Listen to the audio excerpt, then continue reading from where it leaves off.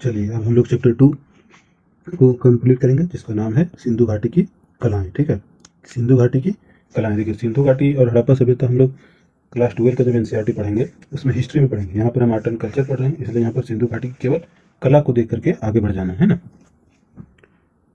सिंधु नदी की घाटी में कला का उद्भव ईसा पूर्व तीसरी शताब्दी के उत्तरार्ध में हुआ था। ईसा पूर्व, ईसा पूर्व मतलब क्या? ये ईसा मसीह का जब जन्म हुआ उसके बाद का ईस्वी बोलते हैं। जैसे ईसा मसीह का जन्म हुआ उसके बाद एक नंबर आया, एक साल आया, 2 साल आया, तो 1 ईस्वी, 2 ईस्वी, 3 ईस्वी, 4 ईस्वी, 7 ईस्वी, इस तरह करते करते अभी 2026 ईस्वी तक आ गए हैं।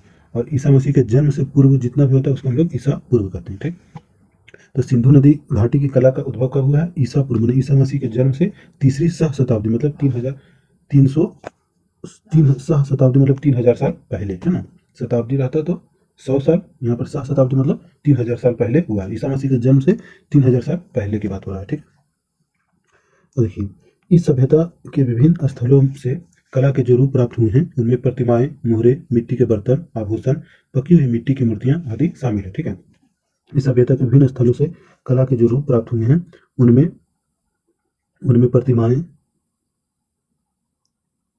उनमें प्रतिमाएं मुहरे, मिट्टी के बर्तन, आभूषण, पकी हुई मिट्टी की मूर्तियां आदि शामिल है। इस सभ्यता के विभिन्न स्थलों से कला के जो रूप प्राप्त हुए हैं उनमें उनमें प्रतिमाएं, ठीक है, प्रतिमाएं, उसके बाद ऐसे करेंगे, प्रतिमाएं, मुहरे, मिट्टी के बर्तन, आभूषण, पकी हुई मिट्टी की मूर्तियां आदि शामिल है। इस सभ्यता के विभिन्न स्थलों से जो कला के रूप प्राप्त हुए उनमें क्या है? प्रतिमाएं हैं, मुहरे हैं, मिट्टी के बर्तन हैं, आभूषण है, पकी हुई मिट्टी की मूर्तियां हैं। ठीक, चलिए, उस समय के कलाकारों में निश्चित रूप से उच्च कोटि की कलात्मक सूझबूझ और कल्पना शक्ति विद्यमान थी। सिंधु घाटी सभ्यता के कलाकारों में निश्चित रूप से क्या थी? तो उच्च कोटि की कलात्मक सूझबूझ और कल्पना शक्ति विद्यमान थी। उस समय के कलाकारों में निश्चित रूप से उच्च कोटि की कलात्मक सूझबूझ और कल्पना शक्ति विद्यमान थी। उनके द्वारा बनाई गई मनुष्यों तथा पशुओं की मूर्तियां अत्यंत स्वाभाविक किस्म की है, क्योंकि उनमें अंगों की बनावट असली अंगों जैसा है। देखिए, सिंधु घाटी सभ्यता का जो मूर्तिकार था, जो मूर्ति बनाया है, उसमें जो मनुष्य की मूर्ति, जो पशु की मूर्ति जो बनाया है, उसमें जो अंग की बनावट है, जैसे उसका हाथ बनाया, पैर बनाया, आंख बनाया, वो एकदम असली अंग के जैसा लगता है। ठीक है, तो उनके द्वारा बनाई गई मनुष्यों तथा पशुओं की मूर्ति अत्यंत स्वाभाविक किस्म की है, क्योंकि उनमें अंगों की बनावट असली अंगों जैसी है। ठीक, मृत मूर्तियों में जानवरों की मूर्तियों का निर्माण बड़ी सूझबूझ और सावधानी से किया गया है। मृत मूर्ति मतलब, ये मृत मूर्ति मतलब मिट्टी की मूर्ति, मृत मतलब मृदा होता है ना। मिट्टी की मूर्तियों में जानवरों की मूर्तियों का निर्माण बड़ी सूझबूझ और सावधानी के साथ किया गया। मृत मूर्तियों में जानवरों की मूर्तियों का निर्माण बड़ी सूझबूझ और सावधानी के साथ किया गया। ठीक, सिंधु घाटी सभ्यता के दो प्रमुख स्थल हड़प्पा और मोहनजोदड़ो नामक दो नगर थे, जिनमें हड़प्पा उत्तर में और मोहनजोदड़ो सिंधु नदी के दक्षिण में बसा हुआ था। देखिए, मैप इसमें भी है, लेकिन जब मैं 12th का एनसीईआरटी पढ़ाऊंगा उस समय मैप याद करा दूंगा कि कहाँ मोहनजोदड़ो है, कहाँ हड़प्पा है। लेकिन एक बात अभी जानिए कि यदि मान लीजिए सिंधु नदी ऐसे था तो हड़प्पा यहाँ है, तो मोहनजोदड़ो दक्षिण में है। ठीक है, इधर उत्तर में हड़प्पा, दक्षिण में मोहनजोदड़ो। तो ये बोला कि सिंधु घाटी सभ्यता के दो प्रमुख स्थल हड़प्पा और मोहनजोदड़ो नामक दो नगर थे, जिनमें हड़प्पा उत्तर में और मोहनजोदड़ो दक्षिण में सिंधु नदी के तट पर बसे हुए थे। ठीक, ये दोनों नगर सुंदर नगर नियोजन की कला के प्राचीनतम उदाहरण है। मतलब ये दोनों नगर में सुंदर नगर नियोजन कला के प्राचीनतम उदाहरण थे। ये दोनों नगर सुंदर नगर नियोजन कला के प्राचीनतम उदाहरण थे। इन नगरों में रहने के मकान, बाजार, भंडार घर, कार्यालय, सार्वजनिक स्नानघर आदि सभी अत्यंत व्यवस्थित रूप से यथास्थान बनाए गए थे। इन नगरों में रहने के मकान, बाजार, भंडार घर, कार्यालय, सार्वजनिक स्नानागार आदि सभी अत्यंत व्यवस्थित रूप से हैं यथा स्थान बनाए गए थे। मतलब जिस स्थान पर जिसका जरूरत था वहां पर बनाया गया। ठीक है, इन नगरों में रहने के मकान, बाजार, भंडार घर, कार्यालय, सार्वजनिक स्नानागार आदि सभी अत्यंत व्यवस्थित रूप से यथास्थान बनाए गए थे। इन नगरों में जल निकासी की व्यवस्था काफी विकसित थी। जल निकासी वाली बात सिंधु घाटी सभ्यता का सबसे महत्वपूर्ण बात है। इन नगरों में जल निकासी की व्यवस्था भी काफी विकसित थी। इन नगरों में जल निकासी की व्यवस्था क्या थी? काफी विकसित थी। किस सभ्यता में जल निकासी की व्यवस्था सबसे ज्यादा थी? सिंधु घाटी सभ्यता, है ना। हड़प्पा और मोहनजोदड़ो इस समय पाकिस्तान में स्थित है। हड़प्पा और मोहनजोदड़ो अभी कहाँ है? बंटवारा के बाद पाकिस्तान में चला गया। हड़प्पा और मोहनजोदड़ो बंटवारे के बाद पाकिस्तान में चला गया।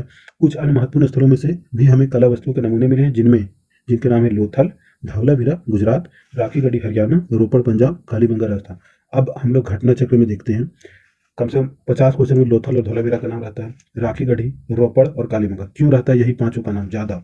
सबसे ज्यादा यही पांचों का नाम क्यों रहता है? क्योंकि एनसीईआरटी में लिखा हुआ, इसलिए हमेशा आपको ऑप्शन में लोथल, धौलावीरा, राखीगढ़ी, रोपड़, कालीबंगा ये दिखता है। ठीक है, तो मैप जब समय एनसीईआरटी कराएंगे तो याद करवा देंगे, लेकिन अभी याद रखना कि लोथल और धौलावीरा गुजरात, राखीगढ़ी का हरियाणा, राखीगढ़ी हरियाणा, रोपड़ पंजाब, रोपड़ पंजाब, कालीबंगा राजस्थान, कालीबंगा राजस्थान है। अब देखिए पत्थर की मूर्ति, एक हेडिंग है पत्थर की मूर्ति। चलिए हम लोग देखते हैं पत्थर की मूर्ति क्या है। हड़प्पाई स्थलों पर पाई गई मूर्तियों में ढले हुए पत्थर कांसे या मिट्टी की बनी हो संख्या की दृष्टि से बहुत अधिक नहीं है, पर कला की दृष्टि से उच्च कोटि की है। देखिए हड़प्पाई स्थल पर जितने भी मूर्ति पाई गई, चाहे वह पत्थर की हो, चाहे वह कांसे की हो या फिर मिट्टी की बनी हो, संख्या की दृष्टि से बहुत अधिक मूर्ति नहीं है, लेकिन कला की दृष्टि से उच्च कोटि का है। संख्या की दृष्टि से बहुत अधिक मूर्ति नहीं है, लेकिन कला की दृष्टि से उच्च कोटि का है। हड़प्पा और मोहनजोदड़ो में पाई गई पत्थर की मूर्तियां त्रिआयामी वस्तुएं बनाने का उत्कृष्ट उदाहरण है। मतलब हड़प्पा और मोहनजोदड़ो की जो पत्थर की मूर्ति है वो थ्री डायमेंशन में है, थ्री डायमेंशन में है, इसलिए यह थ्री डायमेंशन की वस्तु बनाने का उत्कृष्ट उदाहरण है। ठीक है।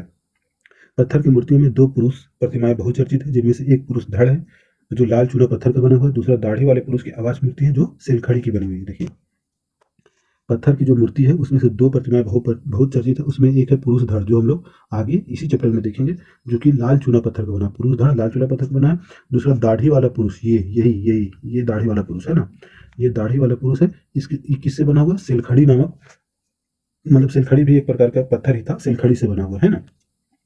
तो दो पुरुषों के दो प्रतिमा बहुत चर्चित है। एक धड़ वाला पुरुष जो लाल चूना पत्थर का बना हुआ, जो हम आगे देखेंगे, और दूसरा दाढ़ी वाला पुरुष जो यहाँ पर फोटो में दिख रहा है। ठीक है। अब इस दाढ़ी वाला पुरुष के बारे में डिटेल में बताया गया है, इसको देखिएगा और समझिएगा सिंधु घाटी के कलाकार क्या क्या किया है। ठीक है।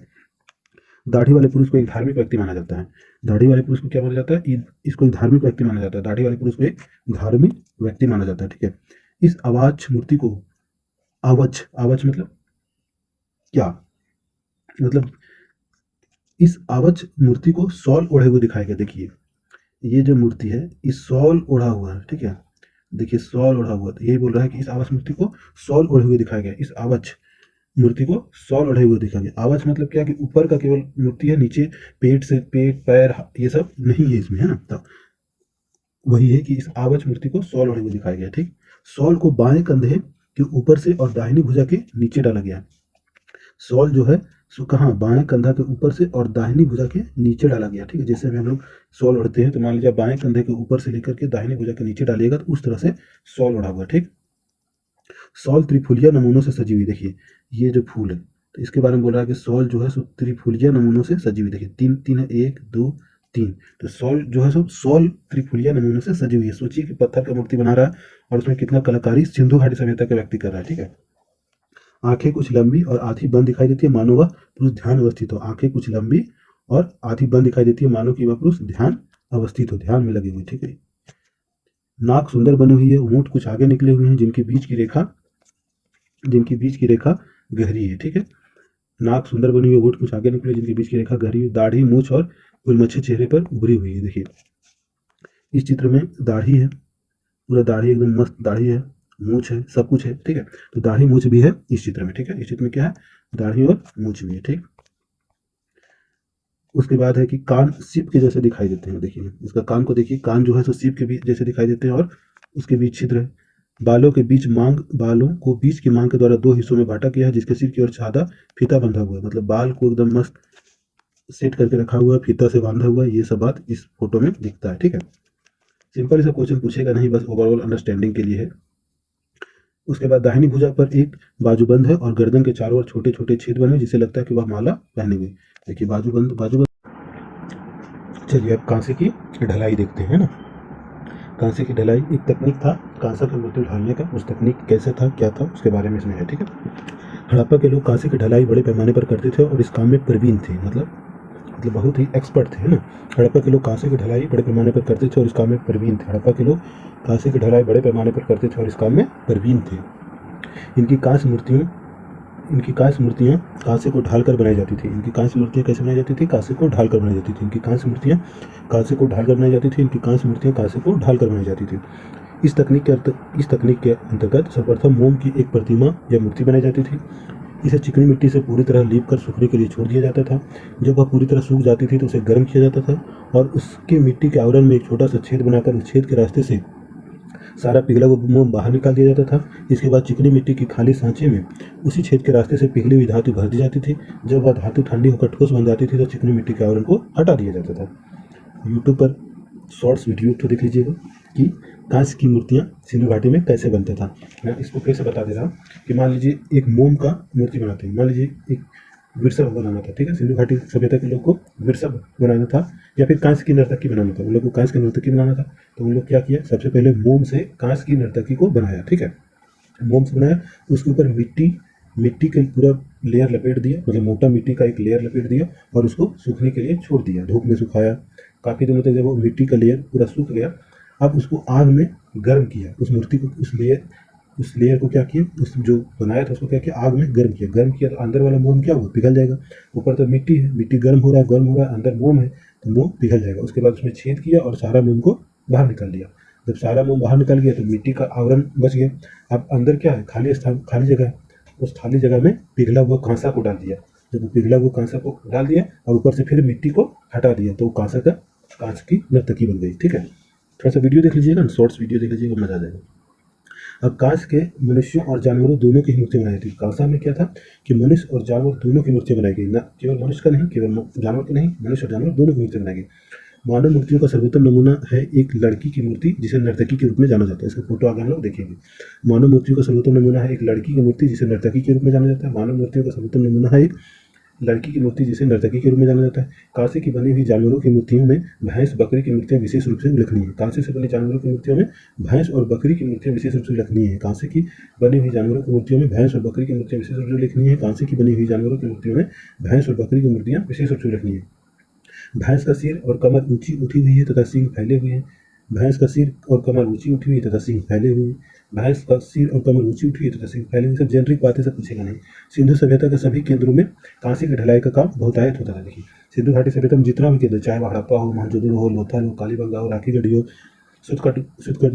सुतकटडोर हो या फिर भागतरवा हो, धौलावीरा हो, सभी जगह कांसा के मूर्तियों का निर्माण होता था, ठीक है। ऐसा नहीं कि केवल लोथल में होता था, ऐसा नहीं केवल हड़प्पा में, केवल मोहनजोदड़ो में नहीं, सिंधु घाटी सभ्यता में तो जितना भी स्थान है लगभग सभी जगह कांसे की मूर्तियों का उपयोग होता था।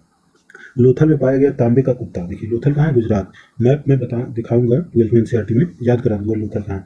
लोथल में पाया गया तांबे का कुत्ता और पक्षी तथा कालीबंगा में पाई गई सांड की कांच मूर्ति हड़प्पा और मोहनजोदड़ो में पाई गई तांबे और कांच की मानव मूर्तियों में से किसी भी प्रकार से कमतर नहीं कहा जा सकता। देखिए, लोथल में जो कुत्ता पाया गया, लोथल में तांबा तांबा का कुत्ता और तांबा का पक्षी है।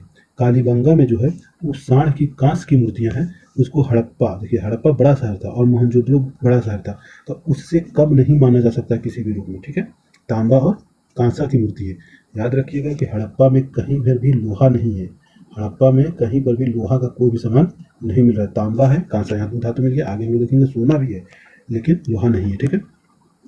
तो क्या बोला कि यदि हड़प्पा और मोहनजोदड़ो बड़ा शहर था, लेकिन लोथल में जो तांबे का कुत्ता है या फिर तांबे का पक्षी पाया गया या फिर कालीबंगा में सांड की कांच की मूर्तियों जो मिली, वो किसी भी प्रकार से हड़प्पा और मोहनजोदड़ो में बनाई गई मूर्तियों से कमतर नहीं था, ठीक है। तो ऐसे भी क्वेश्चन आ सकता है कि तांबे का कुत्ता और पक्षी कहाँ था, तो लोथल में। तांबे का कुत्ता और पक्षी कहाँ पाया गया, तो लोथल। तांबे का कुत्ता और पक्षी कहाँ पाया गया, तो लोथल। तांबे का कुत्ता और पक्षी कहाँ पाया गया, तो लोथल। कालीबंगा सांड की कांच मूर्ति कहाँ है, तो कालीबंगा। सांड की कांच मूर्ति कहाँ, कालीबंगा। सांड की कांच मूर्ति कहाँ, कालीबंगा। सांड की कांच मूर्ति कहाँ, कालीबंगा, ठीक है। ये मृद मूर्ति, मिट्टी से बनी हुई एक आकृति, मतलब ये क्या है, एक फोटो क्या है, मिट्टी से बना हुआ है, मिट्टी से बना हुआ एक मूर्ति है, ठीक है। अब देखिए आगे मृद मूर्ति, मतलब मिट्टी से बनी हुई मूर्ति के बारे में हम लोग को पढ़ना है, ठीक है। सिंधु घाटी के लोग मिट्टी की मूर्तियां भी बनाते थे, लेकिन वे पत्थर और कांसे की मूर्ति जितना बढ़िया नहीं होती थी। मतलब कि मिट्टी की मूर्ति भी सिंधु घाटी के लोग बनाते थे, लेकिन पत्थर और कांसे की मूर्ति ज़्यादा सुंदर बनता था, ज़्यादा आकर्षक दिखता था, जबकि मिट्टी की मूर्ति अपेक्षाकृत उतना सुंदर, उतना आकर्षक नहीं दिखता था। हाँ, सिंधु घाटी के लोग मिट्टी की मूर्तियां भी बनाते थे, लेकिन वे पत्थर और कांसे की मूर्तियों की जितना बढ़िया नहीं होती थी। सिंधु घाटी की मूर्तियों में मातृ देवी की प्रतिमाएं अधिक उल्लेखनीय है। मातृ देवी, वही जो अभी फोटो दिखाए थे, है ना, देखिए सिंधु, इसको अच्छा आगे वाला फोटो दिखाएंगे, उसमें मातृ देवी है एक ठो, है ना, आगे दिखाएंगे फोटो। तो सिंधु घाटी की मूर्तियों में मातृ देवी की प्रतिमाएं अधिक उल्लेखनीय है, ठीक है। मातृ देवी, महिला महिला कोई देवी है, मातृ देवी की प्रतिमा अधिक उल्लेखनीय। कालीबंगा और लोथल से पाई गई नारी मूर्तियां हड़प्पा मोहनजोदड़ो में पाई गई मातृ मूर्तियों से बहुत अलग तरह की है। अब देखिए, कालीबंगा और लोथल में पाई गई जो नारी की मूर्तियां हैं वो हड़प्पा और मोहनजोदड़ो में पाई गई मातृ देवी की मूर्तियों से अलग है ना। तो वही फोटो में दिखा देता हूँ। ये जो होगा ये कालीबंगा और लोथल तरफ का होगा, ठीक है। और जो जो हड़प्पा और मोहनजोदड़ो में मातृ मूर्ति होगी, मैं दिखाता हूँ कैसी है। फोटो है उसका, फोटो तो होना चाहिए।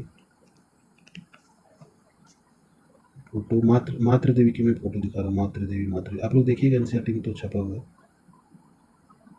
यहाँ नहीं है, मैं दिखाऊंगा ना तो मिलेगा।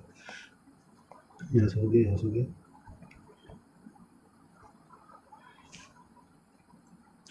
यहाँ से देते हैं। तो देखो मिट्टी की मूर्तियों में कुछ दाढ़ी मूछ वाले पुरुष, ऐसे पुरुषों की भी छोटी छोटी मूर्तियां पाई गई है जिनके बाल गुथे हुए हैं, जो एकदम सीधे खड़े हैं, टांगे चौड़ी, थोड़ी चौड़ी है और भुजाएं शरीर के समानांतर नीचे की ओर लटकी हुई है। ठीक है, मिट्टी की मूर्ति में कुछ ऐसे दाढ़ी मूछ वाले ऐसे पुरुष की भी छोटी मोटी मूर्तियां हैं जिनके बाल गुथे हुए हैं, जो एकदम सीधे खड़े हुए हैं, टांगे थोड़ी चौड़ी है और भुजाएं शरीर के नीचे समानांतर नीचे लटकी हुई है। मिट्टी की मूर्तियों में कुछ दाढ़ी मूछ वाले ऐसे पुरुष की भी छोटी मोटी मूर्तियां हैं जिनके बाल गुथे हुए हैं, जो एकदम सीधे खड़े हैं, टांगे थोड़ी चौड़ी है, भुजाएं शरीर के समानांतर नीचे लटकी हुई है। ठीक है, ठीक ऐसी ही मुद्रा की मूर्तियां बार बार पाई गई जिससे प्रतीत होता है कि किसी देवता की मूर्ति है। ठीक है, ठीक ऐसी ही मूर्तियां बार बार पाई गई जिससे प्रतीत होता है ये किसी देवता की मूर्ति है। ठीक ऐसी ही मूर्तियां, ऐसी मुद्रा में मूर्तियां बार बार पाई गई जिससे प्रतीत होता है किसी देवता की मूर्तियां। एक सिंह वाले देवता की मिट्टी का बना मुखौटा भी मिला है। एक सिंह वाले देवता की मिट्टी का बना मुखौटा भी मिला है। देखिए सभी का फोटो इसमें नहीं दिया हुआ, लेकिन हम लोग ओवरऑल अंडरस्टैंडिंग के लिए सब रीड कर ले रहे हैं। एक सिंह वाले देवता की मिट्टी का बना मुखौटा भी मिला है। ठीक है, इसके अलावा मिट्टी के बने पहिएदार गाड़ियाँ, छकड़े, सीटियाँ, पशु पक्षी की आकृतियाँ, खेलने के पास से गीटियाँ, चक्री का डिस्क भी मिली है। देखिए इसके अलावा मिट्टी का क्या क्या मिला, तो मिट्टी के पहिएदार गाड़ियाँ, जैसे हम लोग बचपन में भी मिट्टी का पहिएदार गाड़ी बनाते थे। सीटी, मिट्टी का बना हुआ सीटियाँ, व्हिसिल जिसको बजाया जाता है। मिट्टी का पशु पक्षी की आकृतियाँ, मिट्टी के खेलने के पास से, मिट्टी की गिरियाँ, मिट्टी की चक्रीय डिस्क, ये भी मिला हुआ। ठीक है, चक्रीय डिस्क भी बच्चा में खेले, गिट्टी भी खेले, खेलने के पासे भी खेले। पशु पक्षी भी मिट्टी का बनाए हैं, सीटी भी मिट्टी, सीटी नहीं बनाए लेकिन पहिएदार गाड़ी भी हम लोग बनाए हैं। ठीक है, तो इसके अलावा मिट्टी की बनी पहिएदार गाड़ियाँ, छोटे छकड़े गाड़ियाँ, छकड़े, सीटियाँ, पशु पक्षी खेलने के पास है, गिटियाँ और डिस्क भी मिली है। ठीक है, एक सिंह वाले देवता का मिट्टी का बना मुखौटा भी मिला है। इसके अलावा मिट्टी की बनी पहिएदार गाड़ियाँ, छकड़े, सीटियाँ, पशु पक्षियों की आकृतियाँ, खेलने के पास है, गिटियाँ, चक्री का और डिस्क भी मिली है। ठीक है, अब आ चलते हैं मुद्रियाँ मुहरे। ठीक है, फोटो देख लीजिए, ये मिट्टी का कोई खिलौना है, ये देखिए मिट्टी का कोई खिलौना है ना।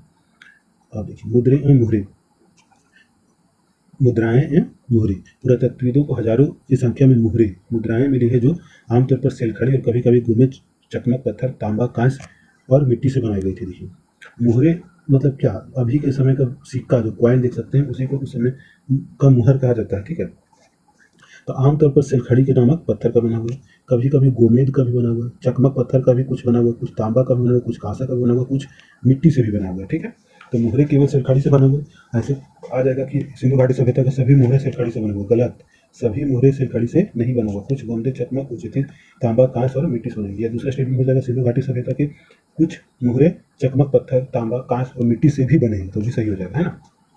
ताकि इसमें इस सेंटेंस से ये क्वेश्चन बना दे कि सिंधु घाटी सभ्यता के सभी मोहरे सिलखड़ी पत्थर से बने हैं, गलत। और सिंधु घाटी सभ्यता के कुछ मोहरे चकमक पत्थर, तांबा, कांस और मिट्टी से भी बनी है, सही। इस तरह हो जाएगा, है ना। अब देखिए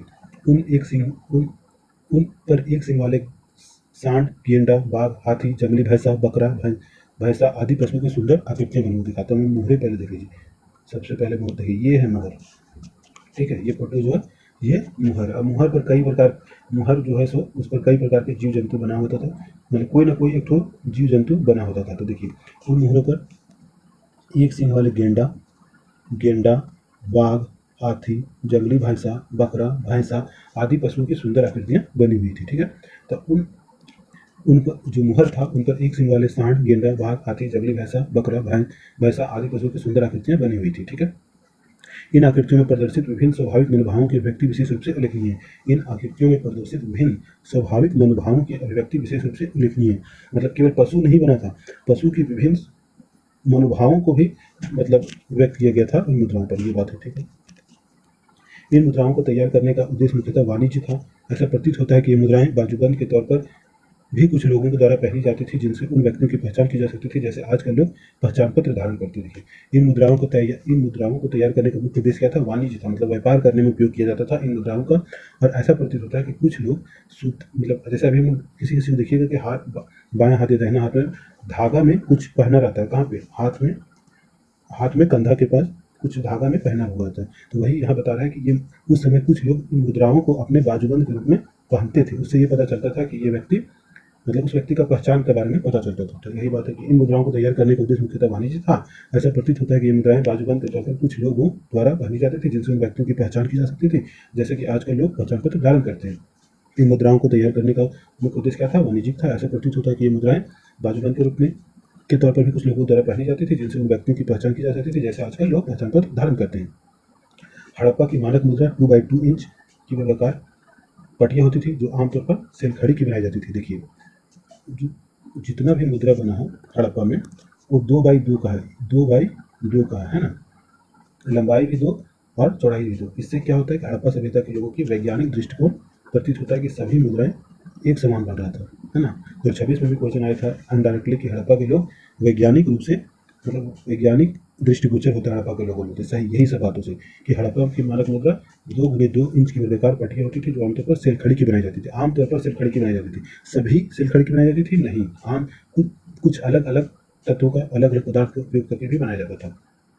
प्रत्येक मुद्रा में एक चित्रात्मक लिपि खुदी होती थी, जो अभी तक पढ़ी नहीं जा सकी। प्रत्येक मुद्रा में जो भी मुद्रा होता था उसमें एक चित्रात्मक लिपि थी, जिसको अभी तक पढ़ा नहीं जा सका। देखिए, ये सब जो है ना, ये क्या है, इसको अभी तक पढ़ा नहीं जा। हर मुद्रा में कोई न कोई चित्रात्मक लिपि है जिसको पढ़ा नहीं जा सका। प्रत्येक मुद्रा में कोई चित्रात्मक लिपि होती थी जिसको अभी तक पढ़ा नहीं जा सका, है ना। ठीक है। उसके बाद प्रत्येक मुद्रा, कुछ मुद्राएं हाथी दांत पर भी बनाई जाती थी। देखिए, हो गया ना कि सभी मुद्रा से पड़ी नहीं, कुछ मुद्राएं जो थी वो हाथी दांत की भी पाई गई है। कुछ मुद्राएं किसकी पाई गई है? हाथी दांत की पाई गई। कुछ मुद्राएं हाथी दांत की पाई गई है। मुद्राओं के डिजाइन अनेक प्रकार के होते थे। अधिकांश में कोई जानवर, जैसे कि कुबड़दार या बिना कुबड़दार वाला सांड, हाथी, बाघ, बकरी जैसे और दैत्याकार जानवर भी बने होते थे। ठीक है। मुद्राओं के डिजाइन अनेक प्रकार थे। अधिकांश में कोई ना कोई जानवर होता था। देखिए, यहाँ पर है, ये हर मुद्रा में कोई ना कोई, किसी में कोई जानवर, किसी में कोई जानवर, ऐसे हर एक मुद्रा में देखिए, इसमें एक अलग जानवर है, इसमें एक अलग मुद्रा में जानवर, अलग मुद्रा में जानवर, तो हर में कोई न कोई जानवर होता था। ये मुद्रा, ठीक है। उनमें कहीं कहीं पेड़ों और मानवों की भी आकृतियां बनी। कुछ मुद्राओं में पेड़ और मानव की भी आकृतियां बनी हुई है। कहीं कहीं पेड़ और मानव की भी आकृतियां बनी हुई है। कुछ मुद्राओं में पेड़ और मानव की भी आकृतियां बनी हुई है। कुछ मुद्राओं में पेड़ और मानव की भी आकृतियां बनी हुई है। कुछ मुद्राओं में पेड़ और मानव की भी आकृतियां बनी पाई गई है ना। इनमें सबसे अधिक उल्लेखनीय एक ऐसी मुद्रा है जिसके केंद्र में एक मानव आकृति और उसके चारों ओर कई जानवर बने हुए। देखिए, ये वाला जो जितना भी मुद्रा है उसमें से सबसे एक प्रमुख मुद्रा क्या है कि बीच में देखिए, बीच में एक मानव आकृति है, जिसको आदि शिव, मतलब शिव भगवान का पुराना बोला मानव आकृति है, और चारों बगल जानवर बना हुआ है। ये जो मुद्रा है वो बहुत ही हड़प्पा सभ्यता का सबसे प्रसिद्ध मुद्राओं में से एक है ना, कि बीच में मानव आकृति है और चारों बगल जानवर, और कुछ लिपि में कुछ सांकेतिक लिपि में ऊपर में लिखा हुआ। ठीक, कुछ सांकेतिक लिपि में ऊपर में लिखा हुआ। तो अब इस मुद्रा के बारे में हम लोग पढ़ेंगे। इनमें से सबसे अधिक उल्लेखनीय एक ऐसी मुद्रा है जिसके केंद्र में एक मानव आकृति और उसके चारों ओर कई जानवर बने हुए। ठीक है, अब चलिए, कई और चारों ओर जानवर बने हुए। इस मुद्रा को कुछ विद्वानों द्वारा पशुपति मुद्रा कहा जाता है। ठीक है, जबकि कुछ अन्य से किसी देवी की आकृति मानते हैं। ये फोटो है ना, इसमें से कुछ बोलता है कि ये भगवान पशुपति है, शंकर भगवान है, पशुपति है, और कुछ बोलता है कि ये कोई देवी है। कुछ विद्वान बोलते हैं कि ये पशुपति है और कुछ विद्वान बोलते हैं कि ये जो है कोई देवी है। ठीक है, अब देखिए, यहाँ तो हो गया। इस मुद्रा में एक मानव आकृति पालथी मारकर बैठी हुई दिखाई गई है। इस मानव आकृति के दाहिने ओर एक हाथी और एक बाघ है, जबकि बाईं ओर एक गेंडा और एक भैंसा दिखाया गया है। और अब देखिए, इसको याद कर लीजिए, किसी न किसी दिन यूपीएससी का दिमाग खराब होगा। हड़प्पा, और यहाँ से देगा कि हड़प्पा की सभ्यता में जो पशुपति का मुद्रा है उसमें दाहिने और कौन कौन से जीव है और बाएं और कौन कौन सा जीव है। ठीक है, या फिर उसमें कौन कौन सा जीव है, सो केवल उतना भी पूछ सकता है। तो देखिए, इस मुद्रा में ये जो मुद्रा है पशुपति का मोर है ना, पशुपति का मोर, ये जो मुद्रा है इसमें दाहिनी ओर यहाँ पर एक गेंडा है, एक भैंसा है। देखिए, भैंस है यहाँ पर देखिए एक बाघ है और यहाँ पर हाथी है। याद रखिएगा कि पशुपति जो मुहर है उसमें पशुपति मुहर में क्या है, इस मानवाकृति के दाहिनी ओर, इस मानवाकृति के दाहिनी ओर एक हाथी है, एक बाघ है। दाहिनी ओर क्या है? हाथी बाघ, और बाईं ओर क्या है? गेंडा और भैंसा। दाहिनी ओर क्या है? हाथी बाघ, और बाईं ओर क्या है? गेंडा भैंसा। देखिए, हाथी और बाघ जंगल का, गेंडा और भैंसा अलग जैसा है ना। एक तरफ क्या है? हाथी और बाघ, दूसरी तरफ गेंडा और भैंसा। हाथी और बाघ दाहिनी तरफ, गेंडा भैंसा बाईं तरफ। हाथी बाघ दाहिनी तरफ, गेंडा भैंसा बाईं तरफ। हाथी और बाघ दाहिनी तरफ, गेंडा भैंसा बाईं तरफ। हाथी और बाघ दाहिनी तरफ, गेंडा भैंसा बाईं तरफ। हाथी और बाघ दाहिनी तरफ, गेंडा और भैंसा बाईं तरफ। ठीक है, उसके बाद क्या है, इस पशुओं के अलावा स्टूल के नीचे 2 बारहसिंघे भी है। देखिए, यहाँ पर जो है इधर 2 बारहसिंघा भी है। तो क्या क्या है इसमें? दाहिने तरफ हाथी बाघ, बाएं तरफ गेंडा भैंसा और नीचे बारहसिंगा, है ना। हाथी बाघ गेंडा भैंसा और नीचे बारहसिंगा, हाथी बाघ गेंडा भैंसा और नीचे बारहसिंगा, हाथी बाघ गेंडा भैंसा और नीचे बारहसिंगा, हाथी बाघ गेंडा भैंसा और नीचे बारहसिंगा। ठीक है, यहाँ तक ठीक है। इस तरह की मुद्राएं 2500 से 1900 ईसा पूर्व की है और ये सिंधु घाटी के प्राचीन नगर मोहनजोदड़ो जैसे अनेक पुरास्थलों में पाई गई है। ठीक है, ये जो मुहर है ये केवल एक स्थान पर नहीं पाया गया, सिंधु मोहनजोदड़ो के अलावा भी कई पुरास्थलों पर सिंधु घाटी के ये वाला मुहर पाया गया। मतलब ये वाला मुहर केवल एक नहीं बहुत सारा पाया गया है और बहुत सारे स्थानों पर पाया गया। ये मुहर केवल एक बहुत सारा पाया गया है और बहुत सारे स्थानों पर पाया गया। ये मुहर बहुत सारा पाया गया है, बहुत सारे स्थानों पर पाया गया। ये मुहर बहुत सारा पाया गया, बहुत सारे स्थानों पर पाया गया है। इनकी सतहों पर मानव और पशु आकृतियां उत्कीर्णित थे। ठीक है, इस तरह की मुद्राएं, ये मुद्राएं इस तरह की मुद्राएं, ये मुद्राएं नहीं इस तरह की मुद्राएं। ठीक, अब देखिए इनकी सतहों पर मानव और पशु आकृतियां उत्कीर्णित है, मानव और पशु आकृतियां उत्कीर्णित है। देखिए इन मुद्राओं के अलावा, आप यहाँ से आ जाते हैं, इन मुद्राओं के अलावा तांबे की वर्गाकार और आयताकार पट्टियां भी पाई गई है, जिनमें एक और मानव की आकृति और दूसरी ओर कोई अभिलेख अथवा दोनों ओर कोई अभिलेख है। देखिए अभी मान लीजिए हम लोग सिक्का लेते हैं, कॉइन लेते हैं, तो एक और कॉइन के एक और कुछ लिखा हुआ होता है और कॉइन के दूसरी ओर भी कुछ लिखा हुआ, कुछ छापा हुआ है या कुछ लिखा हुआ है। तो वही बता रहा है कि उस समय तांबे का वर्गाकार मतलब वर्गाकार या आयताकार पट्टियां भी पाई गई, जिनमें एक और मानव का आकृति होता था और दूसरी ओर कोई अभिलेख लिखा होता था या फिर दोनों ओर कुछ अभिलेख लिखा हुआ होता था। अभी के सिक्का के जैसा ही उस समय तांबे का गोलाकार नहीं वर्गाकार या आयताकार पट्टियां पाई गई, जिनमें एक और मानव की आकृति थी और दूसरी ओर कोई अभिलेख था अथवा दोनों कोई अभिलेख था।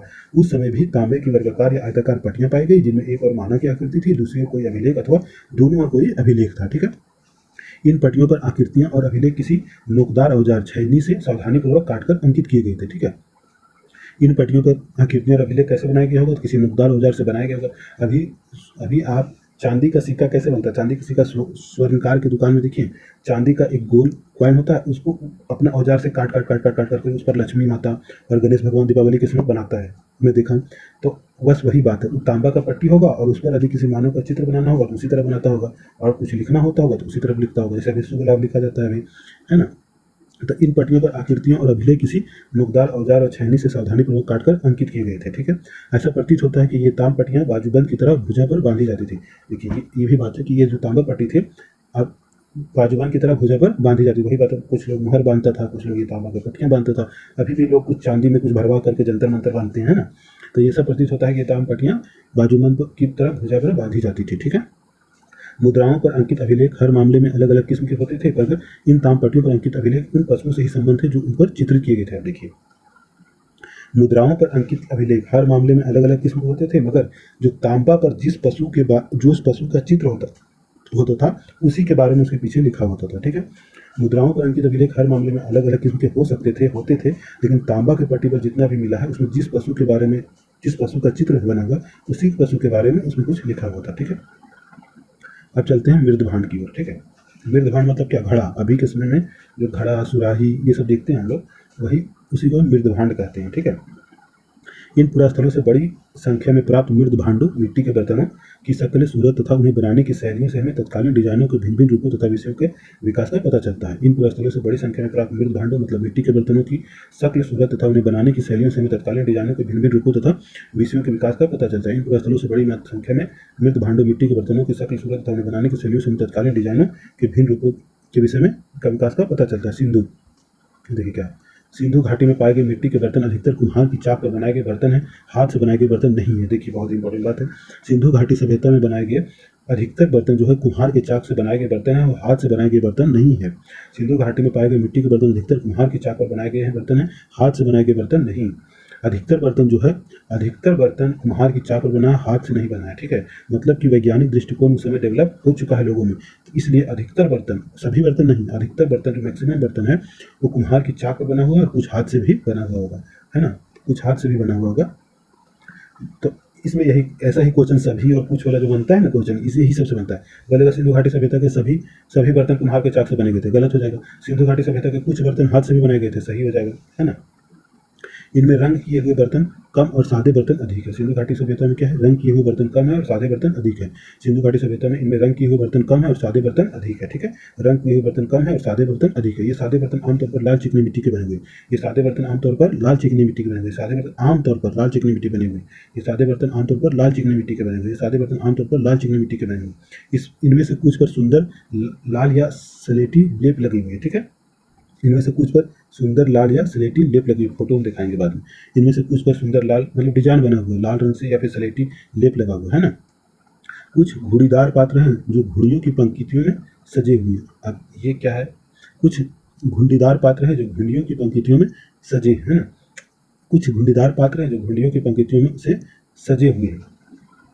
इसको फोटो को देखना होगा, मैं भी अभी तक नहीं इस लाइन को देखे थे। इसका फोटो भी देखेंगे जा करके हम लोग सब, आप भी देखिएगा हम लोग भी देखेंगे कि घुंडीदार पात्र है घुंडियों की पंक्तियों में सजे, नॉर्मल चीज़ होगा कि फोटो देख लेंगे तो ये सेंटेंस का मतलब समझ में आ जाएगा। काले रंगीन बर्तनों पर लाल लेप की एक सुंदर परत है जिस पर चमकीले काले रंग से ज्यामितीय आकृतियां और पशु के डिजाइन बने हुए। देखिए काले रंगीन बर्तनों पर लाल लेप की एक सुंदर परत है जिस पर चमकीले रंग के से ज्यामितीय आकृतियां और पशु के डिजाइन बने हुए। देखिए यहाँ पर होगा, फोटो इसमें नहीं दिया है। 12th क्लास के एनसीईआरटी में यही सब फिर से पढ़ेंगे, वहाँ पर एक फोटो दिया हुआ है तो फोटो देख केवल फोटो देख लेंगे तो याद रह जाता है। फिर बोला है काले रंगीन बर्तनों पर लाल लेप की एक सुंदर परत है जिस पर चमकीले काले रंग से ज्यामितीय आकृतियों और पशुओं के डिजाइन बने हुए। काले रंगीन बर्तनों पर लाल लेप की एक सुंदर परत है जिस पर चमकीले काले रंग से ज्यामितीय आकृतियों के और पशु डिजाइन बने हुए। बहुरंगी मृदभांड बहुत कम पाए गए हैं। बहुरंगी मृदभांड एकदम नहीं पाए गए ऐसा नहीं है, बहुत कम पाए गए। बहुरंगी मृदभांड बहुत कम पाए गए। बहुरंगी मृदभांड बहुत कम पाए गए। इनमें मुख्यतः छोटे छोटे कलश शामिल है जिन पर लाल काले हरे और कभी कभी कभार सफेद तथा पीले रंग में ज्यामितीय आकृतियां बनी हुई है। इनमें मुख्यतः छोटे छोटे कलश शामिल है जिन पर लाल काले हरे और कभी कभार सफेद तथा पीले रंगों की ज्यामितीय आकृतियां बनी हुई है। इनमें मुख्यतः छोटे छोटे कलश शामिल है जिन पर लाल काले हरे और कभी कभार सफेद तथा पीले रंगों की ज्यामितीय आकृतियां बनी हुई है। इनमें मुख्यतः छोटे छोटे कलश शामिल है जिन पर लाल काले हरे और कभी कभार सफेद तथा पीले रंगों की ज्यामितीय आकृतियां बनी हुई है। ये सब क्वेश्चन डायरेक्ट सेंटेंस उठ करके नहीं आएगा, ये सब सेंटेंस ओवरऑल अंडरस्टैंडिंग का है। ये सब सेंटेंस पढ़ने से आपका सिंधु घाटी सभ्यता की कला का ओवरऑल अंडरस्टैंडिंग डेवलप हो जाएगा और वहाँ पर कोई क्वेश्चन आएगा तो दाएं बाएं करके लग जाएगा वो, बस इसलिए। उत्कीर्णित बर्तन भी बहुत कम पाए गए हैं। जो पाए गए हैं उनमें उत्कीर्णन की सजावट पेंदे पर और बलि स्तंभ की तस्तरियों तक ही सीमित थी। उत्कीर्णित बर्तन बहुत कम पाए गए हैं। जो पाए गए हैं उनमें उत्कीर्णन की सजावट पेंदे पर और बलि स्तंभ की तस्तरियों तक ही सीमित थी। उत्कीर्णित मतलब क्या होता है? जैसे मिट्टी के बर्तन में उत्कीर्णन होगा, चित्र नहीं छपा होगा, कुछ जीव जंतु उत्कीर्णित होगा, वैसा बात है। जैसे पत्थर का चट्टान को काट काट के हम लोग कोई मूर्ति बना लेते हैं तो वो मूर्ति उत्कीर्णित होता है, और पत्थर के चट्टान पर हम लोग पेन से छाप देंगे तो वो होता है चित्र। लेकिन वही पत्थर को छेनी थोड़ी से काट काट के मूर्ति बना देंगे तो उत्कीर्णित हो जाएगा। तो वही बोला कि उत्कीर्णित बर्तन बहुत कम पाया गया है, और जो पाया भी गया है उनमें उत्कीर्णन की सजावट जो है या तो पेंदे पर है और बलि स्तंभ की तस्तरियों तक ही सीमित थी। ठीक है, सिंपल बात है, सब पूछेगा नहीं, बस ओवरऑल अंडरस्टैंडिंग डेवलप हो रहा है कि क्या क्या था वहाँ पर। छिद्रित पात्रों का एक बड़ा छिद्र बर्तन के तल पर और छोटे छेद उसकी दीवार पर सर्वत्र पाए गए हैं। छिद्रित पात्रों में एक बड़ा छिद्र बर्तन के तल पर और छोटे छेद उनकी सर्वत्र पाए गए हैं। ये सब सिंपल। घरेलू कामकाज में प्रयोग किए जाने वाले मिट्टी के बर्तन अनेक रूपों तथा आकारों में पाए गए हैं। घरेलू कामकाज में प्रयोग किए जाने वाले मिट्टी के बर्तन अनेक रूपों तथा आकारों में पाए गए हैं। देख लीजिए, घरेलू उपयोग में पाए जाने वाले मिट्टी के बर्तन अनेक रूपों और आकारों में पाए गए हैं। अनेक घरेलू उपयोग में जो मिट्टी का बर्तन होता है तो अनेक रूप और आकार में पाए गए हैं। ठीक है, सीधे और कोणीय रूप वाले बर्तन अपवाद के तौर पर भले ही मिले हों पर लगभग सभी बर्तनों में सुंदर मोड़ पाए गए हैं। ये सुंदर मोड़ है ना, क्या बोला है कि सीधे और कोणीय रूपों वाले बर्तन अपवाद के तौर पर भले ही मिले हों पर लगभग सभी बर्तनों में सुंदर मोड़ पाए गए हैं ना। सुंदर मोड़ का मतलब क्या? देखिए, यहाँ से आया ऐसे मुड़ गया, यहाँ से आया ऐसे मुड़ गया, यहाँ से आया ऐसे मुड़ गया, ऐसे गोल बनाए, इस सबको मोड़दार है ना। तो यही सब बोल रहा है कि सीधा और कोणीय रूपों वाले बर्तन मतलब बहुत भले ही अपवाद रूप में मिले लेकिन लगभग सभी बर्तन में सुंदर मोड़ बने। ये नहीं कि जैसे तैसे बना रहा था, एकदम मस्त कला समय दे करके कलाकार के रूप में एकदम सुंदर बर्तन बनाया गया था। ठीक है, छोटे छोटे पात्र जो अधिकतर आधे इंच से कोई कम ऊंचाई वाले हैं खासतौर पर इतने अधिक सुंदर बने हैं कि कोई भी दर्शक उनकी प्रशंसा किए बिना नहीं रह सकता। देखिए ये सब इस चुटकिन के बाद फोटो में देखिए, जो छोटा बात है उसके छोटे बर्तन उसके बारे में बोल रहा है कि छोटे छोटे पात्र जो अधिकतर आधे इंच से भी कम ऊंचाई वाले हैं खासतौर पर इतने अधिक सुंदर बने हैं कि कोई भी दर्शक उनकी प्रशंसा किए नहीं रह सकता। मतलब छोटा कप गिलास कटोरी ये सब जो बनाया होगा वो काफ़ी सुंदर बनाया था, अभी भी सुंदर बनता है ना। आभूषण, अब चलते हैं कि सिंधु घाटी सभ्यता के आभूषण के बारे में, है ना। तो हड़प्पा के पुरुष और स्त्रियां अपने आप को तरह तरह के आभूषणों से सजाते थे। ये गहने बहुमूल्य धातुओं और रत्नों से लेकर हड्डी और पकी हुई मिट्टी तक के बने होते थे। देखिए, हड़प्पा के पुरुष और स्त्रियां दोनों अपने आप को तरह तरह के आभूषणों से सजाते थे, और ये जो गहना था वो बहुमूल्य धातुओं का, रत्न का, हड्डियों का और पकी हुई मिट्टी तक का बना होता था। ठीक है, हड़प्पा के पुरुष और स्त्रियां अपने आप को तरह तरह के आभूषणों से सजाते थे। ये गहने बहुमूल्य धातुओं और रत्नों से लेकर हड्डी और पकी हुई मिट्टी तक के बने होते थे।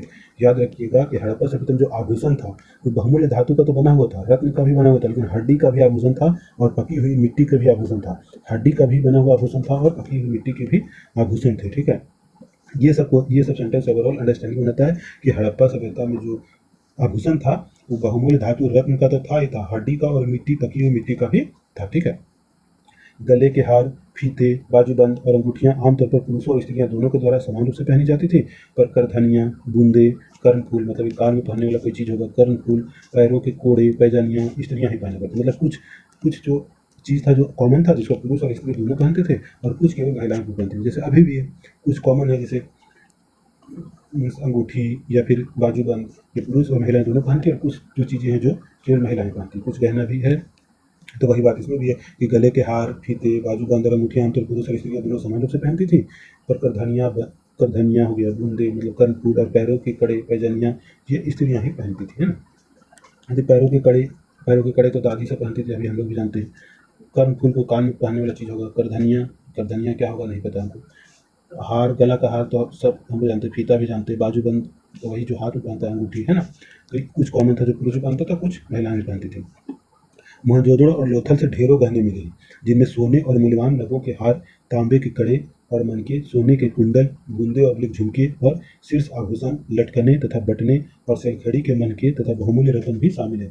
अब यहाँ से क्वेश्चन आएगा, इसको ध्यान से रखना कि मोहनजोदड़ो और लोथल से ढेरों गहने मिले, जिनमें सोना का गहना मिला है, ठीक है, तांबे का कड़ा और मनका मिला, तांबा, सोने के कुंडल और बूंदे और झुमके भी मिले हैं, ठीक है, और सेलखड़ी के भी बने हैं।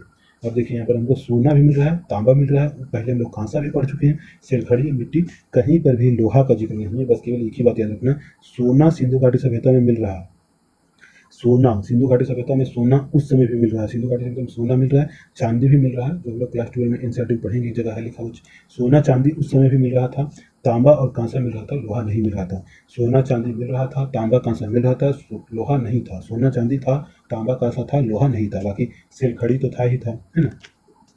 तो मोहनजोदड़ो और लोथल से ढेरों गहने मिले, जिनमें सोना और मूल्यवान नगों के हार, तांबे के कड़े और मनके, सोने के कुंडल, बूंदे और झुमके, शीर्ष आभूषण, लटकने तथा बटने और सिलखड़ी के मनके तथा बहुमूल्य रत्न भी शामिल है। ठीक है, सभी आभूषणों को सुंदर ढंग से बनाया गया था, ये नहीं कि जैसे तैसे आभूषण को बनाया गया, सभी आभूषण को समय दे करके सुंदर तरीके से बनाया गया था। ठीक है, ये एक बात हो गई। अब देखिए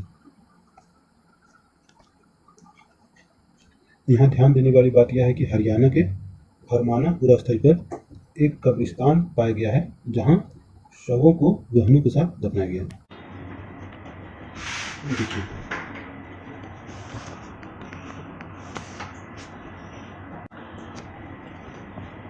देखिए यह ध्यान देने वाली बात है कि हरियाणा के फरमाना पूरा स्थल पर एक कब्रिस्तान पाया गया, जहां शवों को गहनों के साथ दफनाया गया है। देखिए हरियाणा में एक कब्रिस्तान पाया गया है जिसमें शवों को गहनों के साथ दफनाया गया है। ठीक है, आज पूछेगा सिंधु घाटी सभ्यता में कहाँ पर कब्रों को गहनों के साथ दफनाया गया है, तो हरियाणा के फरमाना में है। हरियाणा के फरमाना में क्या है, कब्रिस्तान मिला है जहाँ पर शवों को गहनों के साथ दफनाया गया है। ये क्वेश्चन आ सकता है कि सिंधु घाटी सभ्यता में शवों को गहनों के साथ दफनाया गया है, हरियाणा। सिंधु घाटी सभ्यता में शवों को गहनों के साथ दफनाया गया है, फरमाना, हरियाणा। सिंधु घाटी सभ्यता में शवों को गहनों के साथ दफनाया गया है, हरियाणा, फरमाना। सिंधु घाटी सभ्यता में शवों को गहनों के साथ दफनाया गया है, फरमाना, हरियाणा। ठीक है, अब हम लोग आगे चलते हैं यहाँ से। ठीक है, ये रहा चनहुंदड़ो और लोथल में पाई गई कार्यशालाओं से, कार्यशाला मतलब जहाँ पर ये सब गहना होना बनता था। ठीक है, कार्यशालाओं से पता चलता है कि मनके बनाने का उद्योग काफी अधिक विकसित था। कहाँ, चनहुंदड़ो और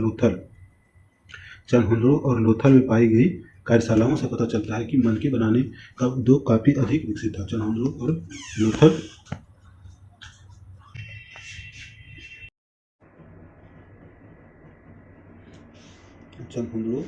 और लोथल में पाई गई कार्यशालाओं से पता चलता है कि मनके बनाने का उद्योग काफ़ी विकसित था। चनहुंदड़ो और लोथल में जो कार्यशाला पाया गया है उससे यह पता चलता है कि मनके बनाने का उद्योग काफ़ी अधिक विकसित था। चनहुंदड़ो और लोथल में पाई गई कार्यशालाओं से पता चलता है कि मनके बनाने का उद्योग काफ़ी विकसित था। चनहुंदड़ो और लोथल में पाई गई कार्यशालाओं से पता चलता है कि मनके बनाने का उद्योग काफ़ी अधिक विकसित था। मनके, कार्लियर,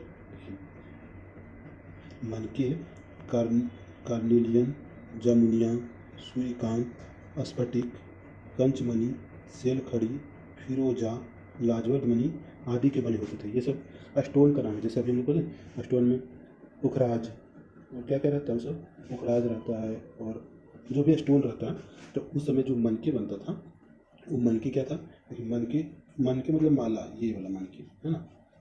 ये अलग अलग टाइप के बना के और धागा में डाल के और माला बनाया है, वही मनके। ये सब मनके, ये जो अलग अलग चीज़ है छोटा छोटा है ना, इसको डाल खोखला करके धागा में पिरो के जो बनता है वही मनके है। ठीक है। तो मनके जो है सो मनके जो है सो कार्लिनियर, मनके, कार्लिनियन, जमुनिया, सूर्यकांत, स्फटिक, कंचमणि, सिलखड़ी, फिरोजा, लाजवंत मणि आदि के बने होते थे। मनके, कार्लिनियन, जमुनिया, सूर्यकांत, स्फटिक, कंचमणि, सिलखड़ी, फिरोजा, लाजवंत मणि आदि के बने होते थे। मनके, कार्लिनियन, जमुनिया, सूर्यकांत, स्फटिक, कंचमणि, सिलखड़ी, फिरोजा, लाजवंत मणि के बने होते थे। ठीक। इसके अलावा तांबा, कांसा, सोना जैसी धातुएं और शंख, सीपियाँ और पकी हुई मिट्टी भी मनके बनाने के काम आती थी। देखिए यहाँ पर इसके अलावा तांबा, कांसा, सोना, शंख, सीपियाँ और पकी मिट्टी, ये भी इससे भी मनके बनते थे। ठीक। अब देखिए यहाँ भी तांबा है, कांसा है, सोना है, शंख, सीपियाँ, पक्की मिट्टी, लोहा का नाम कहीं नहीं है। तो लोहा सिंधु घाटी सभ्यता में नहीं था।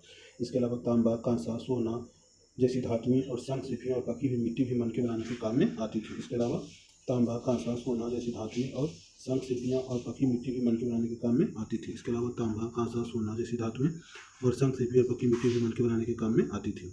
मनके तरह तरह के आकार के होते थे। कोई दस्तरी नुमा, बेलनाकार या गोल, ढोलकाकार या कई खंडों में विभाजित होता था, है ना। देखिए मनके जो था कई आकार के था। कोई कोई देखिए कोई बेलन आकार का है, कोई चंद्र आकार का है, कोई ये लंबा है बेलन आकार का है, कोई दस्तरी आकार का है ना। तो मनके जो है कई प्रकार के थे। चंद्राकार है, गोलाकार है, दस्तरी तरह की है, बेलनाकार है, अलग अलग प्रकार के मनके थे। ठीक है। तो वही बात यहाँ बोल रहा है कि मनके, मनके ये वाला मनके तरह तरह के रूप के और आकार के होते थे। कोई दस्तरीनुमा था, कोई बेलनाकार था, गोल, ढोलाकार होता था और कई खंडों में या तो कोई कई खंडों में विभाजित होता था, है ना। मनके कई तरह के और रूप के आकार के होते थे। कोई दस्तरीनुमा, कोई बेलनाकार, गोल, ढोलकाकार होता था, कोई कई खंडों में विभाजित होता था। मनके तरह तरह के रूप और आकार के होते थे। कोई दस्तरीनुमा, बेलनाकार, गोल, ढोलकाकार होता था, कोई कई खंडों में विभाजित होता था। ठीक है। कुछ मनके दो या अधिक पत्थरों को जोड़कर जोर से बने होते थे। कुछ पत्थर पर सोने के आवरण चढ़ा होता था, कुछ को काटकर या रंग कर सुंदर बनाया जाता था। ये क्या हुआ? कुछ मनके दो या अधिक पत्थरों से जोड़कर, मतलब कुछ मनके था उसको दो या अधिक पत्थरों को आपस में जोड़कर बनाया जाता था। कुछ पत्थर पर सोने के आवरण चढ़ा होता था। जैसे अभी सोना का आवरण चढ़ता है, अलग अलग धातु पर, तांबा पर सोने का आवरण चढ़ता है ना। उसी प्रकार से क्या बोला कि कुछ पत्थर पर सोने का आवरण चढ़ा होता था, कुछ को काट कर रंग कर सुंदर बनाया जाता था, कुछ में तरह तरह के नमूने पूरे होते थे। सिंपल सा बात है जो अभी भी जीवन में होता है, वही बात है कि कुछ मनके दो या अधिक पत्थरों को जोड़ से बने होते थे। कुछ पत्थर पर सोने का आवरण चढ़ा होता था, कुछ को काट कर या रंग कर सुंदर बनाया जाता था, कुछ को तरह तरह के नमूने पूरे होते थे। ये ओवरऑल अंडरस्टैंडिंग डेवलप करना है कि मनका पर कोई क्वेश्चन आ जाए तो मेरा सही हो जाए, है ना। तो कुछ मनके दो या अधिक पत्थरों को जोड़ से बने होते थे। कुछ पत्थर पर सोने का आवरण चढ़ा होता था, कुछ को काट के रंग कर सुंदर बनाया जाता था, तो कुछ में तरह तरह के नमूने करे होते थे। कुछ मनके दो या अधिक पत्थरों को जोड़ से बने होते थे। कुछ पत्थर पर सोने का आवरण चढ़ा होता था, कुछ को काट कर रंग कर सुंदर बनाया जाता था, कुछ में तरह तरह के नमूने करे होते थे। देखिए हड़प्पा के लोग पशुओं, विशेष रूप से बंदरों और गिलहरियों के नमूने बनाते थे जो एकदम असली जैसा दिखाई देता था। इनका उपयोग पिन की नोक और मनकों के रूप में किया जाता था। हड़प्पा के लोग विशेष रूप से बंदरों और गिलहरियों के नमूने बनाते थे जो एकदम असली जैसा दिखाई देता था और इनका उपयोग पिन की नोक और मनकों के रूप में किया जाता था। हड़प्पा के लोग पशुओं, विशेष रूप से बंदरों और गिलहरियों के नमूने बनाते थे जो एकदम असली जैसा दिखाई देता था और इनका उपयोग पिन की नोक और मनकों के रूप में किया जाता था। हड़प्पा के लोग पशुओं, विशेष रूप से बंदरों और गिलहरियों के नमूने बनाते थे जो एकदम असली जैसा दिखाई देता था और इनका उपयोग पिन की नोक और मनकों के रूप में किया जाता था। हड़प्पा के लोग पशुओं, विशेष रूप से बंदरों और गिलहरियों के नमूने बनाते थे जो एकदम असली जैसा दिखाई देता था। इनका उपयोग पिन की नोक और मनकों के रूप में उपयोग किया जाता था। फिर क्या है, सिंधु घाटी के घरों में बड़ी संख्या में तकुए और तकुआ चक्रियाँ मिली है, जिससे पता चलता है कि उन दिनों कपास और ऊन की कताई बहुत प्रचलित थी। तकुआ और तकिया क्या है, देखिए यूपीएससी 26 में क्वेश्चन तकली पर आया है, इनडायरेक्टली आया है। तो सिंधु घाटी सभ्यता में क्या था, तकुआ तकुए तकली, ये सूत काटने का एक हाथ का औजार था, है ना, हाथ से सूत कटाई का एक औजार था, उसको हम लोग तकुआ और तुकली कहते हैं। तकुआ तुकली तकली तकुआ, है ना। तो क्या बोला कि सिंधु घाटी के घरों में बड़ी संख्या में तकुए और तकुआ चक्रियाँ मिली है, जिसमें पता चलता है कि उन दिनों कपास और ऊन की कटाई बहुत प्रचलित है। अब देखिए सिंधु घाटी सभ्यता में कपास पाया जाता है, यहाँ से क्या हो जाएगा, सही। सिंधु घाटी सभ्यता में कपास और ऊन प्रचलित था, सही। सिंधु घाटी सभ्यता में कपास पाया जाता था, सही। सिंधु घाटी सभ्यता में कपास पाया जाता था, सही। अब बोलेगा गरीब और अमीर। सिंधु घाटी के घरों में बड़ी संख्या में तकुए और तकलियाँ चक्रियाँ मिली, जिससे यह पता चला कि उन दिनों कपास और ऊन बहुत प्रचलित थी। गरीब और अमीर दोनों तरह के लोगों में कताई का आम रिवाज था। देखिए गरीब और अमीर दोनों लोगों में कताई का, गरीब और अमीर दोनों में कताई का आम रिवाज था। यह तथ्य इस बात से उजागर होता है कि तकुए मिट्टी की, चक्रियाँ मिट्टी की और सीपी दोनों की बनी हुई थी। देखिए ये समझने वाला बात है कि जब सिंधु घाटी सभ्यता में जो गरीब घर था उसमें भी सूत का कताई होता था, और उन लोग जो सूत काटता था उन लोग के पास चक्रीय मिट्टी का बना हुआ तकली था, ठीक है। और जो थोड़ा सा अमीर घर में था, घर के लोग थे, और वे लोग भी सूत काटते थे, और उनके पास सूत काटने का जो औजार था वो सीपी का बना हुआ था।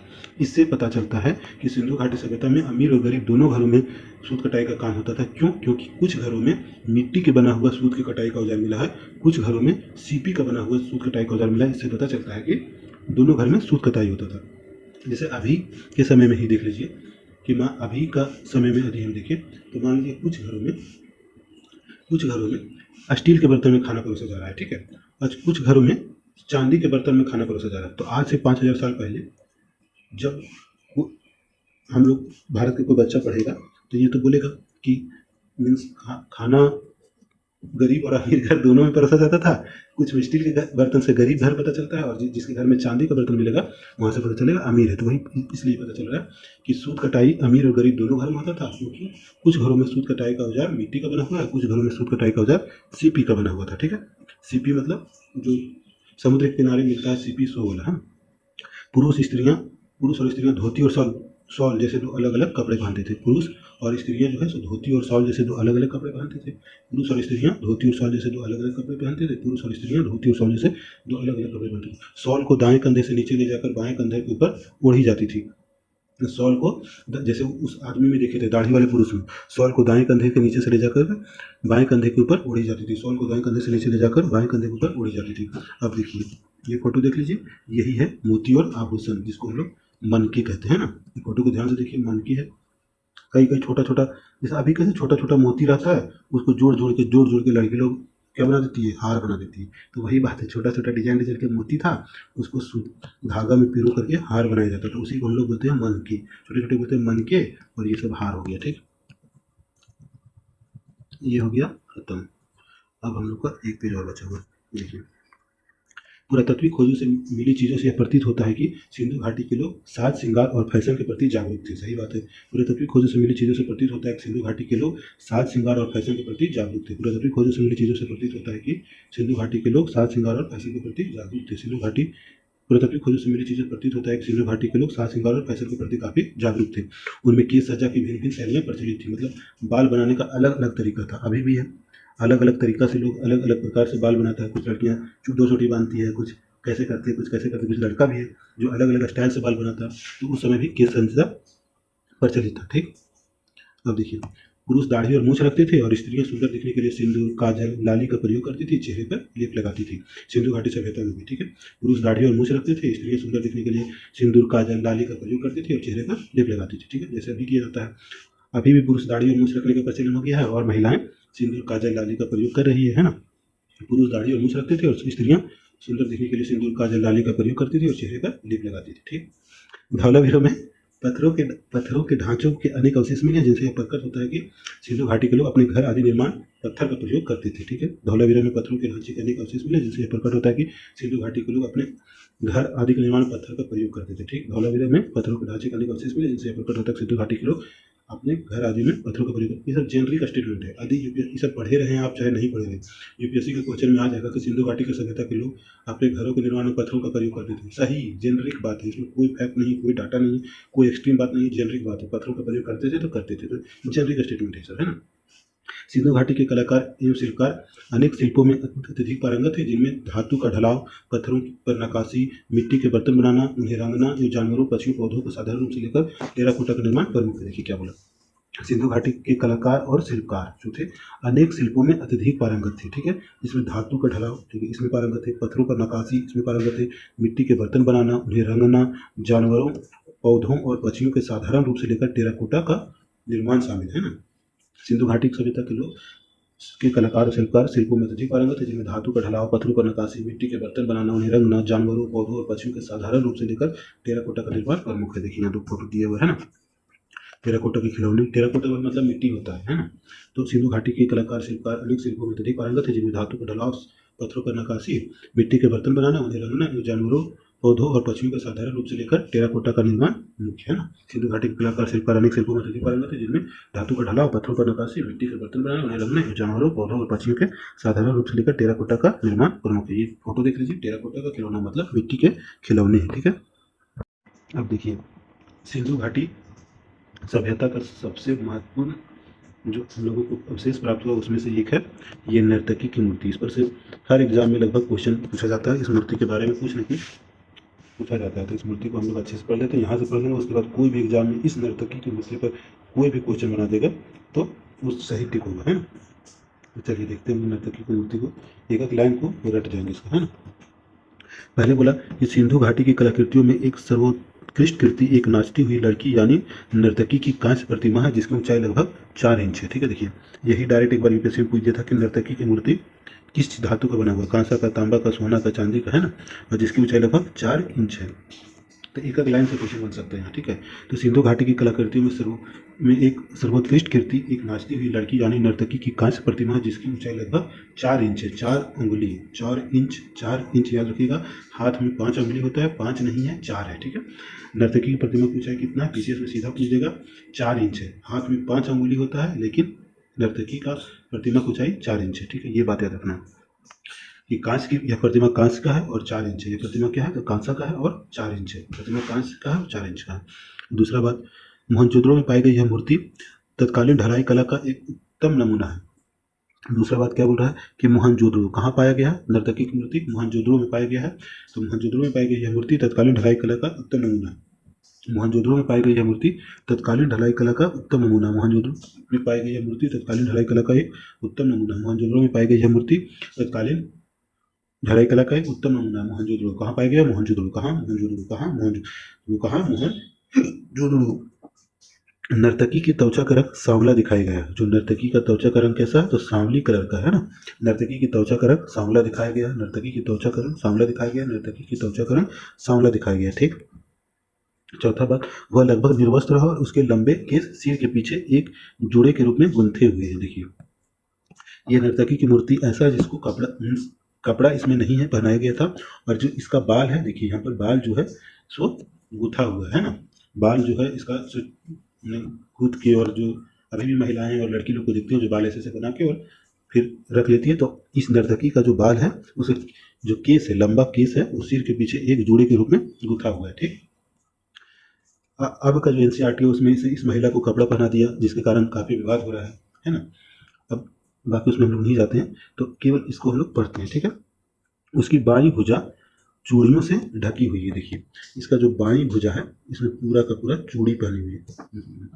इसकी बाईं जो भुजा है वो चूड़ियों से ढकी हुई है, ठीक है। उसकी बाईं भुजा चूड़ियों से ढकी हुई है, उसकी बाईं भुजा चूड़ियों से ढकी हुई, उसकी बाईं भुजा चूड़ियों से ढकी हुई, इसकी बाईं भुजा चूड़ियों से ढकी हुई है, ठीक। वह अपनी दाईं भुजा के ऊपरी भाग में बाजूबंद और नीचे के भाग में एक कड़ा पहनी हुई है। देखिए वह अपनी दाईं भुजा के ऊपरी भाग में एक बाजूबंद, ये है ना, इसी को बाजूबंद कहते हैं, एक बाजूबंद और नीचे के भाग में एक कड़ा पहनी हुई है, ठीक है। वह अपनी दाईं भुजा के ऊपरी भाग में एक बाजूबंद और नीचे के भाग में एक कड़ा पहनी हुई है। वह अपनी दाईं भुजा के ऊपरी भाग में एक बाजूबंद और नीचे के भाग में कड़ा पहनी हुई है। वह अपनी दाईं भुजा के ऊपरी भाग में एक बाजूबंद और नीचे के भाग में कड़ा पहनी हुई है। कौड़ियों से बना एक हार उसके गले की शोभा बढ़ा रहा है। देखिए ये है ना, कौड़ियों से बना हुआ एक हार उसकी गले की शोभा बढ़ा रहा है। कौड़ियों से बने एक हार उसकी गला का शोभा बढ़ा रहा है। कौड़ियों से बना एक हार उसके गले का शोभा बढ़ा रहा है। कौड़ियों से बना एक हार उसके गले का शोभा बढ़ा रहा है। ठीक, देखते जाइए अब क्या बोला। उसका दाहिना हाथ उसकी कमर पर टिका है और बायां हाथ परंपरागत भारतीय नृत्य की मुद्रा में उसके घुटने से कुछ ऊपर बाईं जंघ पर टिका हुआ। देखिए, इसका जो दाहिना हाथ है वो कहाँ, कमर पर टिका हुआ है, और बाईं हाथ जो है वो घुटना से थोड़ा सा ऊपर है ना। दाहिना हाथ कमर पर टिका हुआ है, बायां हाथ जो है जो पारंपरिक भारतीय नृत्य में वो दिख रहा है, जिसमें घुटना से थोड़ा ऊपर है। उसका दाहिना हाथ कमर पर टिका हुआ और बायां हाथ घुटना से थोड़ा ऊपर टिका हुआ। उसका दाहिना हाथ कमर पर टिका हुआ और बायां हाथ घुटना से थोड़ा ऊपर टिका हुआ। ठीक है, उसकी आंखें बड़ी बड़ी और नाक चपटी है। ठीक है, इस इमेज में पूरा क्लियर नहीं दिख रहा, बुक में दिखता है। उसकी आंखें जो है सो, उसका जो आंख है वो बड़ी बड़ी है और नाक थोड़ी चपटी हुई है ना। उसकी आंखें बड़ी बड़ी और नाक थोड़ा चपटी हुई है। उसकी आंखें बड़ी बड़ी और नाक थोड़ा चपटी हुई है। ठीक है, यह आकृति भाव्य यह आकृति भावाभिव्यक्ति और शारीरिक ऊर्जा से ओतप्रोत है और हमें कुछ बहुत कुछ कह रही है। देखिए, ये जो आकृति है वो भाव अभिव्यक्ति से भरा हुआ है और शारीरिक ऊर्जा से ओतप्रोत नजर आता है। इसको यदि हम लोग देखते हैं तो इसमें एक भाव नजर आता है, भाव अलग अलग भाव की अभिव्यक्ति नजर आता है और शारीरिक ऊर्जा से भरा हुआ नजर आता है। ठीक है, इस नर्तकी को जो हम लोग देखते हैं, इस नर्तकी की मूर्ति को, तो इसमें अलग अलग भाव की अभिव्यक्ति होता है और यह नर्तकी शारीरिक ऊर्जा से ओतप्रोत नजर आती है ना। इस नर्तकी को जब हम लोग देखते हैं तो यह इसमें अलग अलग भाव नजर आता है और शारीरिक ऊर्जा से ओतप्रोत नजर आती है। तो इसमें से कुछ महत्वपूर्ण बात क्या था कि यह कांसा का बना हुआ है, मोहनजोदड़ो में पाया गया है ना। और ये दो महत्वपूर्ण बात था, बाकी सब तो हम लोग पढ़े लिए। ठीक है, अब चलिए हम लोग चलते हैं विरसव की प्रतिमा। ये फोटो है, उसके बारे में बताया है, एनसीईआरटी बताया है, तो इम्पोर्टेंट है। विरसव की प्रतिमा में दो बात है, देख लेते हैं। मोहनजोदड़ो से पाई गई। देखिए, ये भी कांस, वो भी मोहनजोदड़ो से। ये विरसव का प्रतिमा जो कांस का बना हुआ वो भी मोहनजोदड़ो से पाया गया। मोहनजोदड़ो से पाई गई यह कांच की प्रतिमा, यह भी कांसा से बना हुआ है ना। मोहनजोदड़ो से पाई गई यह कांच की प्रतिमा विशेष रूप से उल्लेखनीय है क्योंकि इसमें एक भारी भरकम विरसव को आक्रामक मुद्रा में बखूबी रूप से प्रस्तुत किया गया। ठीक, आक्रामक मुद्रा में मोहनजोदड़ो से पाया गया कांच का प्रतिमा भारी भरकम विरसव आक्रामक मुद्रा में है। ठीक है, मोहनजोदड़ो से पाया गया कांच का प्रतिमा भारी भरकम विरसव आक्रामक मुद्रा में है ना। मोहनजोदड़ो से पाया गया कांच का प्रतिमा है भारी भरकम विरसव आक्रामक मुद्रा में। मोहनजोदड़ो से पाया गया कांच का प्रतिमा है भारी भरकम विरसव आक्रामक मुद्रा में। ठीक, विरसव गुस्से से अपना सिर दाईं ओर घुमाए हुए है और उसके गले में एक रस्सा बंधा हुआ है। ठीक है, विरसव गुस्सा के मुद्रा में है और उसके गला में एक रस्सा बंधा हुआ है। विरसव गुस्से से अपना सिर दाएं ओर घुमाए हुए है और उसका गला में एक रस्सा बंधा हुआ है। ये बात इसमें बोला है। ठीक, याद ही रखना है कि विरसव का प्रतिमा मोहनजोदड़ो से मिला हुआ कांसा का है। ठीक है, अब देखिए पुरुष धड़, जो हम उस समय बोले थे पुरुष धड़ का आगे फोटो देखेंगे तो ये रहा पुरुष धड़। ठीक है, इसमें क्या है कि पुरुष धड़ यह लाल बलुआ पत्थर की बनी हुई। किससे बना हुआ है? तो लाल बलुआ पत्थर। पुरुष धड़ की मूर्ति किससे बना हुआ है? तो लाल बलुआ पत्थर। पुरुष धड़ की मूर्ति किससे बना है? लाल बलुआ पत्थर। किससे बना है? पुरुष धड़ की मूर्ति लाल बलुआ पत्थर। ठीक, इसमें सिर और भुजाएं जोड़ने के लिए गर्दन और कंधों में गठे हुए। ऐसा लगता है कि इसको अलग अलग बनाया गया है। इसमें ये धड़ बनाया गया होगा, उसके बाद हाथ को अलग से बनाया गया था और चेहरा को, शरीर के ऊपर फेस को अलग बनाया होगा और बाद में हाथ को जोड़ने का इसमें प्लान होगा। इसमें बाद में हाथ को जोड़ देंगे, ऊपर बाद में ऊपर यहाँ गला से गला को जोड़ देंगे। ऐसा मूर्ति बनाया गया है, लेकिन हम लोगों को केवल अभी धड़ मिला है इसका। ठीक, तो यही बात बोल रहा है कि इसमें सिर और भुजाएं जोड़ने के लिए गर्दन और कंधों में गड्ढे बने हुए हैं ना, छोटा छोटा गड्ढा दिख रहा है। तो इसमें सिर और भुजाएं को जोड़ने के लिए गर्दन और कंधों में गड्ढे बने हुए हैं। धड़ के सामने वाले हिस्से एक विशेष मुद्रा में सोच समझकर बनाया गया है। कंधे अच्छे पके हुए और पेट कुछ बाहर निकला हुआ है। सिंपल सी बात है, जनरल बात है कि कंधे अच्छे पके हुए, पेट कुछ बाहर निकला हुआ है। धड़ के सामने वाले हिस्से को विशेष मुद्रा में सोच समझकर बनाया गया है। कंधे अच्छे पके हुए और पेट बाहर निकला हुआ है। ठीक, अब देखिए चित्रित मृदभांड। हम लोग कई बार देखिए चित्रित मृदभांड, यहाँ पर देख लेते हैं चित्रित मृदभांड है ना। फोटो देखिए, ये कहाँ पाया गया? मोहनजोदड़ो में है। मोहनजोदड़ो में पाया गया यह पात्र कुम्हार की चाक पर चिकनी मिट्टी से बना हुआ है। हाथ से नहीं बना हुआ, कुम्हार की चाक से चिकनी मिट्टी से बना हुआ। कहाँ? मोहनजोदड़ो। मोहनजोदड़ो में पाया गया यह पात्र कुम्हार की चाक पर चिकनी मिट्टी से बना। मोहनजोदड़ो में पाया गया यह पात्र कुम्हार की चाक पर चिकनी मिट्टी से बना हुआ। मोहनजोदड़ो में पाया गया यह पात्र कुम्हार की चाक पर चिकनी मिट्टी से बना है। ठीक, कुम्हार ने अपनी कुशल अंगुलियों की सहायता से उसे आकर्षक रूप दिया है। ठीक, आकर्षक दिखने में भी लग रहा है। कुम्हार ने अपनी कुशल अंगुलियों की सहायता से उसे आकर्षक रूप दिया है। कुम्हार ने अपनी कुशल अंगुलियों की सहायता से उसे आकर्षक रूप दिया है। आग में पकने के बाद इस मिट्टी के पात्र को काले रंग से रंगा गया है। ठीक है, आग में पकने के बाद इस मिट्टी के पात्र को काले रंग से रंगा गया है। आग में पकने के बाद इस मिट्टी के पात्र को काले रंग से रंगा गया है। इस पर बने हुए चित्र वनस्पति और ज्यामितीय आकृतियों पर देखिए, है ना।